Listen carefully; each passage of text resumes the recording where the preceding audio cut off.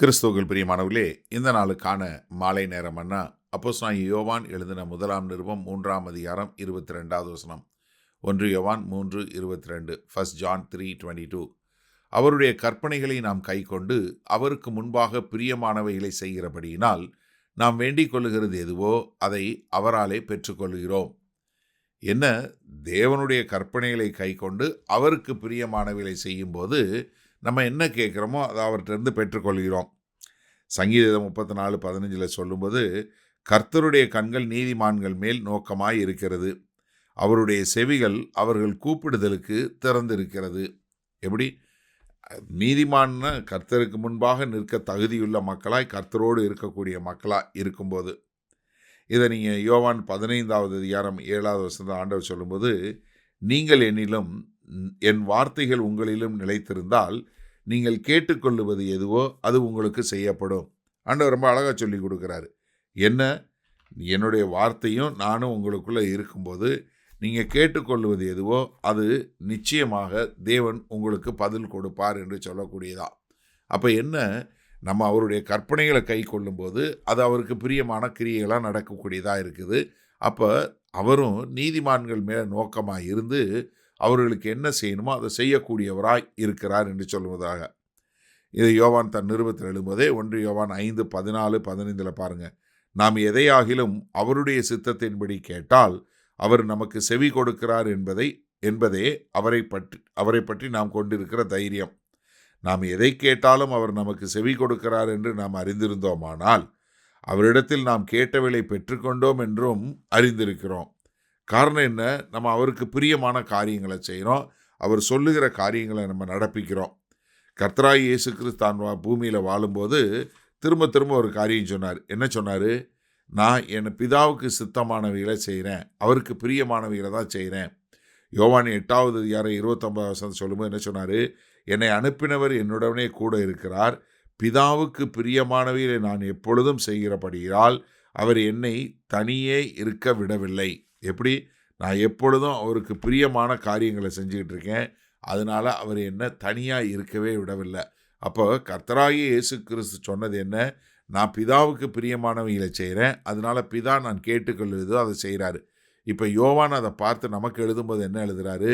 நீங்கள் அவருக்கு பிரியமான காரியங்களை, அவருடைய கற்பனைகளை கை கொண்டு தேவனுக்கு பிரியமானவைகளை செய்யும்போது நம்ம கேட்டுக்கொள்வது எதுவோ அதை பிதாவாகிய தேவன் செய்வார்னு எபிரேயர் 13:21 சொல்லும்போது, இயேசு கிறிஸ்துவை கொண்டு தமக்கு முன்பாக பிரியமானவதை உங்களில் நடப்பித்து நீங்கள் தம்முடைய சித்தத்தின்படி செய்ய உங்களை சகலவித நற்கிரியையிலும் சீர் பொருந்தினவராக்குவாராக, அவருக்கே என்றென்றைக்கு மகிமை உண்டாக்குவதாக.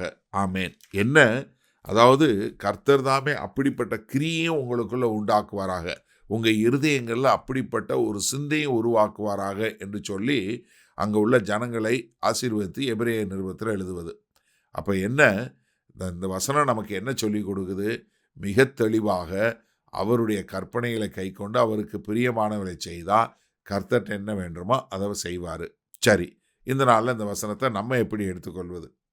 ஏன்னா நிறைய பேரோட பிரச்சனை என்னென்னா, அண்ணே நான் ஜெபிக்கிறேன், ஒன்றுமே நடக்க மாட்டேங்குது, அண்ணே என் ஜெபம் கேட்கப்படுதா இல்லையான்னு தெரியல அப்படின்னு சொல்லக்கூடிய கேள்வி நிறைய பேர் கேட்குறாங்க. அவங்களுக்கெல்லாம் நான் சொல்லிக்கொள்ள விரும்புவது இது ஒன்று தான்.